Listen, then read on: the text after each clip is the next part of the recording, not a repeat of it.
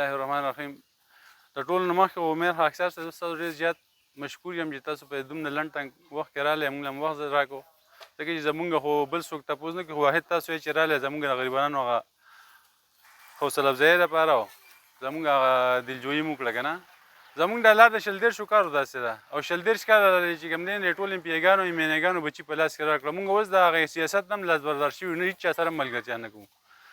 باقي من تاسو که وایئ چې د ووټ خبره نو ووټ خو خلک هغه چا له ورکوي چې پاکستاني، مونږ پاکستانیان یو نه، ځکه چې دې ته مونږ بهر کړي وو. که دوی په پاکستان کې وردن نه کوو، مونږ له لاره وکړه. که څوک معمولي شیان مطالبه ده چې 0.5 کیلومتر لار ده، زمونږ ډي سي صاحب ته هم دا خواست دی، اے سي صاحب ته هم دا خواست دی، زمونږ د یو سی چیرمین صاحب مبارک مولوي صاحب ته هم دا خواست دی، زمونږ چې کوم دی ټیمو صاحب ته هم دا خواست دی چې بھائی مونږ مهرباني وکړئ خط جوړ کړئ، منت درته کوو چې مونږ په پاکستان کې وردن نه کړئ، دا لار راته جوړ کړئ.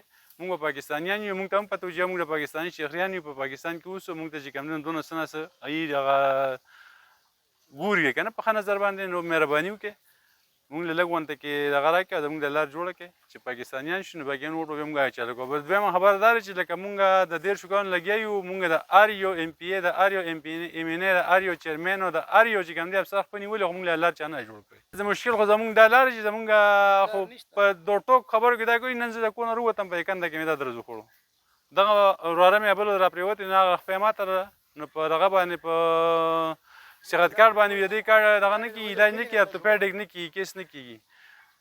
نو په ارتوپیډک نه دله مونږ چنده وکړل، د 100 لک روپۍ په غریبۍ کم ځای کې پیدا کېږي، یو چنده بل چنده بل چنده، نو اوس هم د علاج جاري او صرف دونه چې هغه هیلې والې وکړه راډونه ورته ولګولو. بس دغه تکلیف دی. اوس په لنډو خبرو دا چې خبره مونږ غم خدای کې یو زنانه مړه وه، یو زنانه راغلې وه، د بره لار کې راغله درز وغوړ، نو لاس یې وغوړېدو. زمونږ لار ډېر زیاته خرابه ده، مونږ ته ډېر زیات تکلیف دی. مونږ د کلي نه په موټر سایکل نه شو تللی، په سایکل نه شو تللی، په ګاډي نه شو تللی.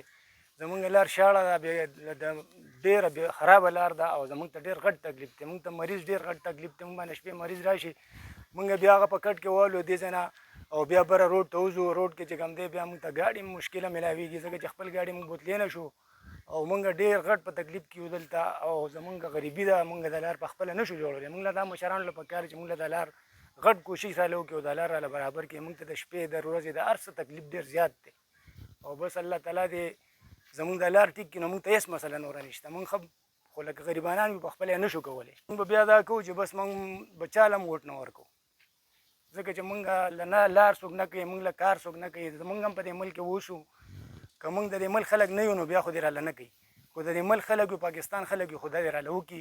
زمونږ ډېره غټه مجبوري ده